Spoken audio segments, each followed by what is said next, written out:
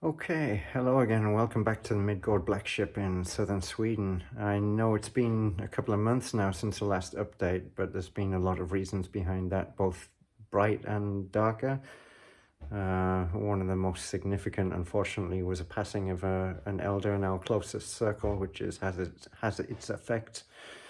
So yeah, I think you can work out the rest, how that affects things. But I tried to keep the fire burning, and I didn't miss a day really doing the work. Today it's been finally all about office work, helping a collaboration of another project for the sake of West Africa. So I'm a bit blind at the moment. I've had reading glasses on all day, sat at the computer, and so I apologize if I'm squinting again. But yeah, the last 2 months it's been biblical rains non-stop, and we had 3 days of sun, and the rest was day and night rains, and I've never seen anything like it. But I'm happy to say the ship survived it. There's been no flooding. I was right about the land's percolation rate that absorbs the water, rather than backpooling so far into the interior of the living areas of the ship. So that's all good. But I had to be out there 2 meters down in the ground, mining out plaster sand every 3 days, like I just said on Facebook. So I could continue the biggest job that was left on the interior of this ship, which was the main U of the bedroom, as you can see behind me under that horrible light. But now I'm plastered from end to end of the wing walls and put the arches in. And I've been fighting, like I say, to bucket in sand in all weather, to keep mixing cement, over 200 mixes, and finish with full focus day and night those wardrobes at the back. So we'll have a quick look at them closer. We've stripped the bed down again because it's time to sand and oil quickly before it's all put together finally again with the mattresses and stuff, but that's really close to completion now. Here on my side of the room where I'll be sleeping, this has been designed in for the last 16 years. Originally, with the political support we had in '98, this room was going to be divided in two, while two of my kids living on site were small, and the room was going to be divided by a temporary wooden partition wall. But the long-term design of this part of this ship, I've been dying to talk about this for years, is for an individual or new couple to start their journey towards self-sufficiency, including an earthship build. And I know I started this 350 square meters from east to west to finally reach this side 16 years later.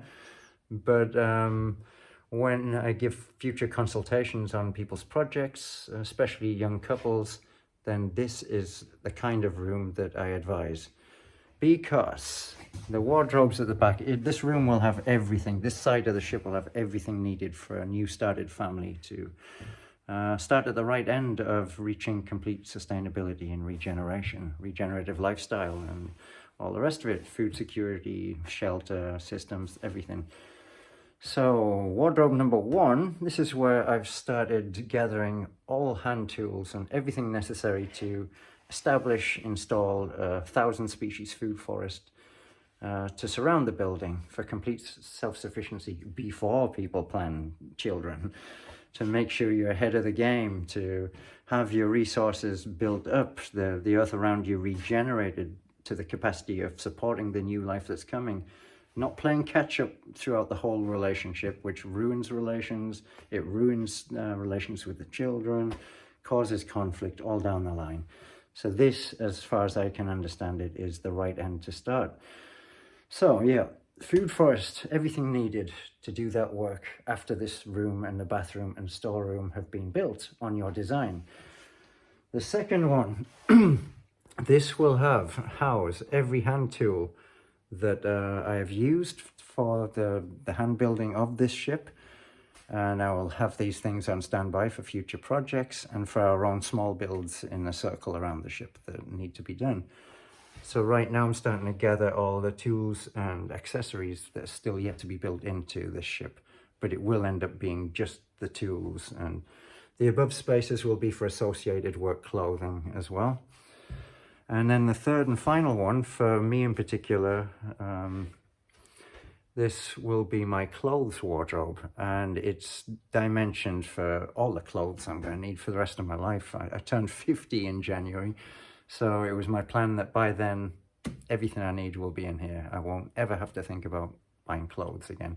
And I haven't bought clothes other than underwear for 25, 30 years. It's all been secondhand and gifted. And so thank you, everyone, especially my partner who's been helping me out there to keep costs down. We come to the doorway to the main storeroom behind, which is also dimensioned for a whole family, self-sufficiency, 7 generations forward. But we'll get into that in its own video when it's done. So above it, it's got a new motif, very symbolic, a snake there for transformation and growth and shedding old skin when this is all ready. I started plastering the outer corridor as well, the cannon bottle walls that were here, so I could seal off the last of the humidity from behind the room, from the sand floor and where I'm mixing cement. On this side of the room, for young couples, or if things work out between me and Sarah, obviously space for a partner's just clothes in general. So that's all this side's about. This is not for me. So we've got the arches, which I got finished a couple of weeks ago, but also now on the western, the western wing, I've put in matching arches as well.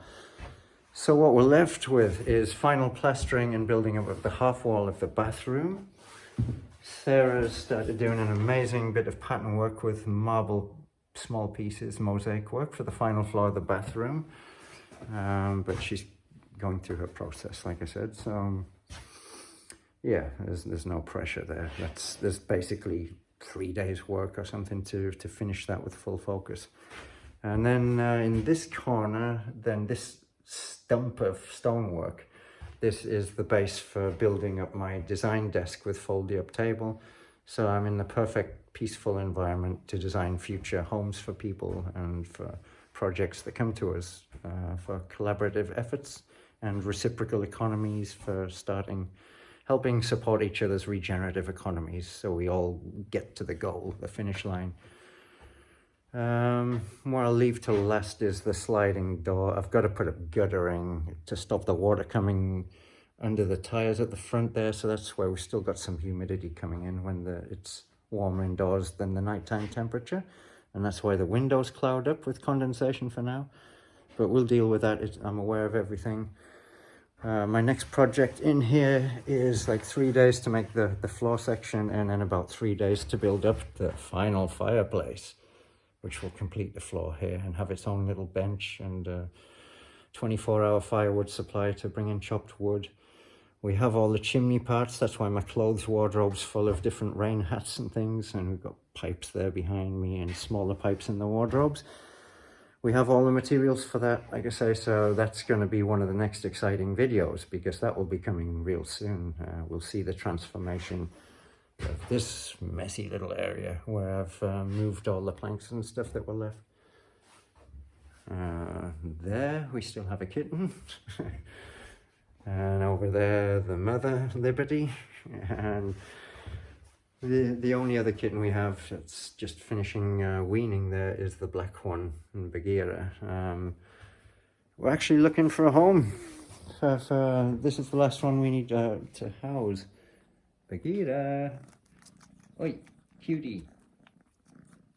Oh yeah, anyway, he's obsessed with food. But little Frank, the black and white one, he went to a good home a couple of days ago, so it was sad to see him go. But these guys have adapted, and we hear that he's adapted well as well. But anyone who can help us house that last one, because my daughter's taking little Sylvia there, who's asleep somewhere in the bed. There she is. She's waiting for me to come to bed. Yeah, it would be much appreciated, because we don't really have the economy for taking on all these cats, and the ecology really won't handle 4 in the circle. The mother's a good responsible hunter. She's taught them well to hunt. I've taught her to leave the birds alone, stop bringing in half birds, and focus on the rodents in the grow beds. So yeah, that's a whole story of that. But for now, yeah, that's all I wanted to say. I will at least enjoy this moment of saying ta-da that was one heck of an effort through all obstacles to keep this going day and night on my own. And there it is. We have complete wardrobes and a bit of a description about the design intention. All that remains really is the final wall painting and wood oiling, and then the doors later, which will be a weekend job. So that will be the final transformation to look forward to. But for now, there'll be more videos coming almost weekly now, because we're down to the 1 to 3 day jobs. So we'll see transformation happening as it happens week by week. I'm going to keep this short at 10.5 minutes because I've been having slow upload speeds at the moment for anything bigger. So yeah, still here, still at it. Thank you for everyone, for your patience, your support and everything. It means a lot to us. And if you haven't subscribed already to Babble from the Bubble channel on YouTube, then please do so, because a lot more exciting will be coming in the near future. Thank you again. Take care out there. Bye for now.